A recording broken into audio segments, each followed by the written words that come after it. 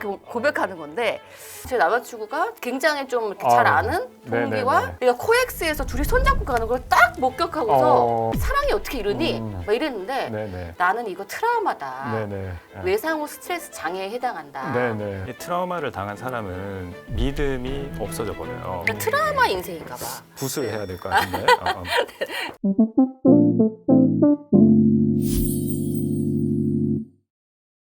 안녕하세요. 너와 나의 F코드 너나코. 오늘은 정신과 전문의 정정엽 원장님과 함께합니다. 광화문에서 광화문 직장인들의 정신건강을 책임지고 있는 강화문숲 정신건강의학과 전문의 원장 정정엽입니다. 반갑습니다. 저도 사실은 이번에 안 그 단어이긴 한데 기남미여라는 단어가 있더라고요. 기남미여요? 네, 기혼 남성과 이혼 여성이 만나는 것을 기남미여라고 한다고 합니다. 근데 실제로 우리도 뭐 그런 환자분들이 꽤 있잖아요. 그렇죠. 네, 근데 저도 얼마 전에 얘기를 들었는데 뭐 금사 카페 이런 게 있더라고요. 금지된 사람 카페가 그렇게 활성화가 많이 된다고. 근데 실제로 이제 환자를 보다 보면 배우자가 외도를 하거나 아니면은 결혼은 안 했지만 애인이 바람을 피거나 그래서 충격받아서 오는 경우도 꽤 많고 반대로 내가 진짜 반복적으로 바람을 피는데 어떻게 이거를 좀 억제해야 되냐 이런 경우도 저는 꽤 있어요. 그래요? 네. 오늘의 주제는 연애 중에서도 배신 그리고 이별, 실연 이게 불륜도 있을 수 있겠죠. 이런 것들을 한번 다뤄보는 시간을 갖도록 하겠습니다. 근데 제가 이 실제로 현실에서는 어떤지 좀 조사를 해봤는데요.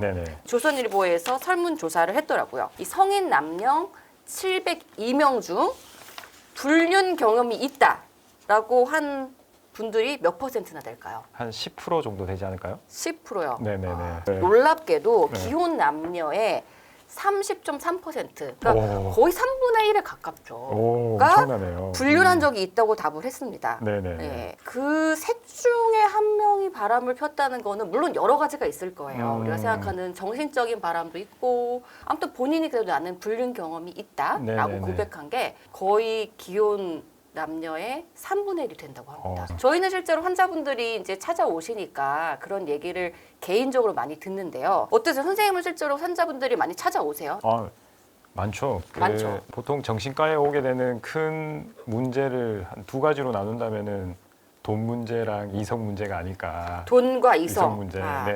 정신과에 오는 문제이기도 하면서 제가 보니까 사람이 살면서 극단적인 살인이 일어난다. 돈과 치정. 그 두 개가 거의 다예요. 저도 그런 것 같아요. 이제 상대방이 외도를 통해서 병원을 찾아오는 경우가 상당히 많아요. 실제로 고통이 이렇게 엄청나거든요. 저희가 이제 여기서 진단을 내리는 경우는 뭐 그냥 조금 가볍게 이런 어려움이 있으면은 적응 장애를 많이 붙이잖아요. 그렇죠. 적응 장애라고 하는 거는 우리가 누구나 살면서 겪을 수 있는 일 때문에 감정적인 스트레스가 오는 거예요. 맞아요. 그러니까 우울증도 뭐 그 중에 증상일 수 있지만 뭐 이혼, 뭐 배신, 실연, 뭐 이런 것 때문에 엄청나게 큰 스트레스가 온다. 적응을 잘 못했다. 이런 게 적응 장애죠. 조금의 힘든 일이나 이런 부분들은 적응 장애를 붙이는데 우리가 엄청 큰 스트레스나 이런 부분들이 있으면은 주로 외상후 스트레스 장애라는 진단명을 붙이잖아요. 그죠? 근데 외도로 오시는 분들 보면은 그냥 단순한 적응 장애보다는 외상후 스트레스 장애급으로 이렇게 심한 증상들이 발현돼서 나오거든요. 근데 제가 이 얘기를 대학교 때 제 친구랑 의대 때 한 적이 있었어요. 저도 그런 경험이 당한 경험이 있거든요. 그래요? 내가 살면 처음 고백하는 건데 또 친구의 친구를 사랑했네 있잖아요. 그 제 남자친구가 저랑 또 되게 친한 굉장히 좀 잘 아는 동기와 치팅을 한 거예요. 근데 그거를 나만 모르고 있었다가 내가 코엑스에서 둘이 손잡고 가는 걸 딱 목격하고서 너무 그 장면이 잊혀지지가 않아가지고 제가 그날 밤에 와가지고 진짜 엄청 울었거든요. 그래서 우리 동기들이 우리 집 다 모여가지고 뭐 세상이 끝났냐, 괜찮다, 뭐 입을 뒤집어 쓰고 내가 어떻게 그럴 수 있냐, 사랑이 어떻게 이러니, 막 이랬는데 제가 그때 이후로 진짜로 한 거의 길게는 10년 이상을 마음이 좀 많이 닫혀 있었던 거예요. 그죠. 근데 제가 그때 아무튼 요지는 제 친구한테 야 나는 이거 트라우마다. 내 이 마음은 외상후 스트레스 장애에 해당한다. 나는 걔네들이 손잡고 다니던 그 장면을 잊을 수가 없어가지고 진짜 걔네들 둘이 있는 공간에 가고 싶지가 않다. 회피 있잖아. 맞아요. 네네. 근데 걔 친구가 자기는 아니 혜란아 너 적응장애야. 그러니까 걔는 내과 갔어요. 네. 네네. 저는 개인적으로 이 치팅을 당하거나 배신을 당하면 정말 이 엄청난 트라우마가 남는다고 생각을 하거든요. 그죠. 그렇죠? 네. 저는 하여튼 정신과 의사가 됐으니까 제 의견이 좀 더 맞지 않았을까? 아, 네네. 그럼요. 어떻게 생각하세요? 저도 이제 트라우마라고 생각을 하는데 저희가 이제 정신과 수련을 받을 때는 트라우마라는 게 이렇게 생명의 위협을 그렇죠. 받을 정도로 엄청 전쟁이라든가 성폭행이라든가 이렇게 심하게 이야기를 하잖아요. 그죠? 근데 이제 저는 이제 트라우마에서 조금 더 중점적으로 보는 요소는 어떠한 믿음이라는 거거든요. 이 트라우마를 당한 사람은 믿음이 없어져 버려요. 신뢰가 없어져 버려요. 신뢰가 없어져 버리면은 세상을 사는 게 너무 힘들거든요. 맞아요. 편하게 이제 트라우마라고 외상후 스트레스 장애라고 생각하면 제일 많이 생각할 수 있는 게 교통사고 같은 거잖아요. 그죠? 네. 교통사고를 한번 이제 그냥 한번 떠올려 볼게요. 이 사람이 이제 파란불이 이제 떠서 이렇게 횡단보도를 걸어가요. 보통은 이제 차가 서야 되잖아요. 그죠? 그렇죠. 이 사람이 횡단보도를 건너갈 수 있는 거는 내가 파란불에 횡단보도를 건너면 안전하다. 주변에 차가 설 거라는 믿음이 있기 때문에 갈 수 있는 거거든요. 근데 차가 와서 박아버렸어요. 전혀 예측치 못한 상상도 할 수 없는 일이 일어난 거죠. 그러고 나서 이제 다행히 살았어요. 살아서 이제 회복을 하고 다시 거기를 건너갈 일이 있는데 딱 가자마자 떠오르는 거예요. 예전에 사고가 났던 부분을. 그러면은 파란불인데도 불구하고 건너가려는데 머뭇머뭇하게 되죠. 그 경험도 있어. 나 옛날에 사고도 났었거든. 나 트라우마 인생인가 봐. 일이 너무 많으시네요. 이거는 팔자가 이게 구슬 해야 될 것 같은데.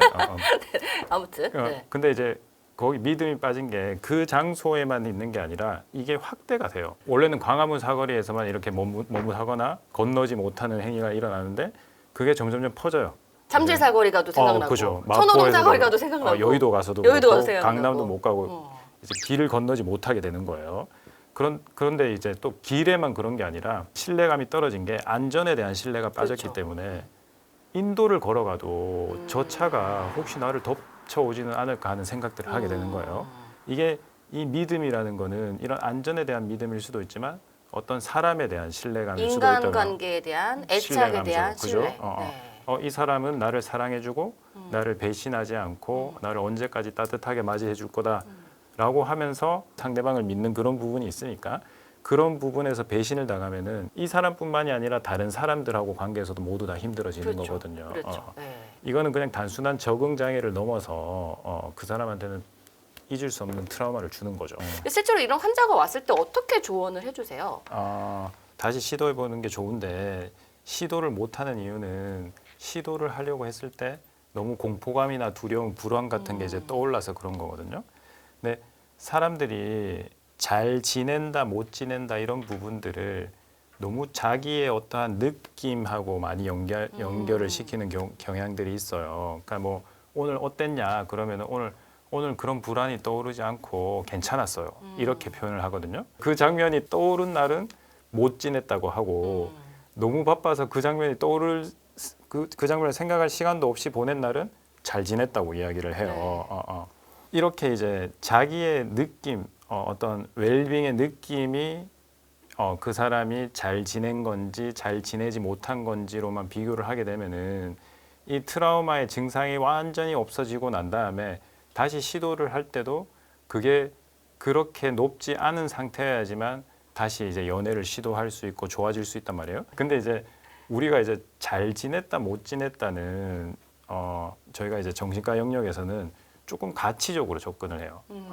내가 어떠한 삶을 살고 싶다, 어떤 가치 있는 삶을 살고 싶다, 그 가치 있는 삶이 어떠한 모양인지 행동인지 이렇게 딱 정해지면은 좋은 하루를 보냈다는 거는 이 가치에 얼마나 다가갈 수 있었는지, 좋지 못한 삶이었다는 건 이 가치에서 얼마나 가까이 다가가지 못하고 더 멀어졌는지로 평가를 한단 말이에요.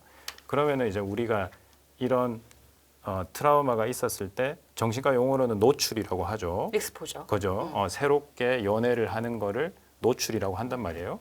새롭게 연애를 하려고 하면 온갖 생각이 다 떠오를 거예요. 저 남자도 또 그러지 않을까. 내가 저번에 만났던 남자가 바람 폈는데 나한테 문제가 있지 않았을까. 이런 생각들이 다 떠오르면서 그렇죠. 시도를 못하게 하는데 이거는 이 생각이 떠올랐을 때 불쾌한 느낌들이 자기가 좋아지는 방향으로 가는 걸 가로막고 있는 거거든요. 그러니까 이 느낌대로 그냥 행동을 해버리면은 못해요. 느낌은 사실이 아니다. 그렇죠. 느낌은 느낌은 사실이 느낌일 뿐. 아니고 이렇게 마음속에서 이야기를 하는 거죠. 그런 느낌으로 좋다 나쁘다를 평가하는 게 아니라 내가 이 좋은 연애, 좋은 사람과의 사랑스러운 관계라는 가치에 한 발짝 더 다가갈 수 있었냐, 없었냐로 내 삶이 좋았다 안 좋았다를 평가를 할 수 있게끔. 연애는 그렇다 쳐요. 배우자의 외도다. 이거는 그럼 뭐 배우자 외도를 했어. 네네. 그럼 뭐 어떻게 내가 다른 사람이랑 또 연애를 해서 좋은 경험을 받아야 돼요? 어렵잖아요. 네네네. 네. 왜냐면 배우자 외도를 하면 이혼을 하는 거 아니면 그 사람이랑 죽을 때까지 살아야 되기 때문에 그 기억이 계속 나거든요. 맞아요. 네. 저는 사실 현실적으로 이렇게 배우자의 외도 때문에 힘들어 하시는 분은 냉정하게 이건 현실이기 때문에 받아들여야 된다. 사실 요즘 같은 시대에 이혼도 나쁜 건 아니고 다만 이 사람도 실수할 수 있고 내가 가정을 깨고 싶지 않으면 결혼은 현실이기 때문에 어떤 방법이든지 극복하고 넘어가자 라고 얘기를 하긴 하거든요. 맞습니다. 네. 선생님은 어떻게 조언을 해주세요? 그런 종류의 아픔은 일단은 저희가 조언으로 어떻게 해결할 수 있는 그렇죠. 부분이 아니죠. 네, 네. 그러니까 이제 그 사람이 그렇게 힘들어한다는 걸 공감을 할 수는 있고 그런 게 공감이 되고 나서는 이제 그런 부분들을 이제 해결을 해야 되는데 가치랑 또 사실은 연관이 되는 부분인 것 같아요. 삶의 가치라고 하면 삶의 방향이거든요. 삶의 방향을 잘 몰라요. 조금 나이가 있으신 분들은 그런 외도를 하고 오면은 남자가 그럴 수 있지. 그냥 가정을 지키는 게 당연해. 그게 자기의 당연한 가치라고 받아들이는데 사실 이거는 어떻게 보면은 그 사람 개인이 가진 가치가 아니라 사회적으로 이야기해주는 그런 가치랑 연관이 되어 있는 부분이거든요. 그걸 그냥 그대로 학습해서 나는 남편이 바람 피더라도 이 가정을 지키는 게 내가 할 일이야. 가치를 정하는 거죠. 근데 이제 이게 진짜 자기가 원하는 건지 아닌지 진짜 자기가 원하는 거는 헤어짐이라면은 그 헤어짐을 잘할 수 있도록 도와주고 남편이 사고를 치더라도 같이 살기로 결정을 하고 그게 자기 가치라고 받아들이게 되면은 그쪽 방향으로 잘할 수 있도록 돕는 거죠. 그러니까 내가 원하는 삶의 방향이 뭔지를 이제 확실하게 알게 해주는 게 첫 번째예요. 이게 사실은 뭐 연애만 해도 헤어지면 그만인데 결혼은 사실은 배우자의 외도를 알았을 때 헤어지는 게 쉬운 일은 아니거든요. 자녀가 있을 수도 있고 또 생각보다 경제적인 그 현실적인 문제가 커요. 근데 우리가 정신과 의사로서 변호사는 아니니까 해줄 수 있는 이제 얘기가 내가 어떤 가치를 가장 중요시하고 살 것이냐. 내가 아무튼 사회적으로 결혼을 했다는 거, 우리 가정, 아기들 이런 것들을 지킬 것이냐. 나는 아무리 그래도 내 감정적인 배신감이 너무 크다. 나는 그런 사람이 못 된다. 그러면 자기가 어떤 사람인지를 냉정하게 다시 한번 생각해보고 현실적인 판단을 내긴 해야 될 것 같아요. 맞아요. 사실 우리가 결혼을 한 분들도 마찬가지고 나이가 들어서도 정작 내가 뭘 원하는지 모르는 경우 많거든요. 그냥 20대 때 뭐 30대 때 결혼하고 10년 살았는데 어떻게 하다 보니까 아기 키우고 있고 그러다 남편이 혹은 뭐 아내가 바람 피우는 걸 알게 됐는데 갑자기 멘붕이 왔고 내가 지금까지 뭐 때문에 살았던 거지? 나는 앞으로 뭘 위해 살아야 되지? 나는 사실 뭐가 중요했던 사람이지? 그런 거를 아주 냉정하게 생각해 봐야 된다고 생각해요. 붕어빵 테스트라는 게 있더라고요. 머리 만나는 사람이 있으면 좀 바람을 피고 싶은 우선 기본적인 욕구는 다 있을 것 같긴 해요. 어느 정도는. 그런가요? 왜 이래요 진짜.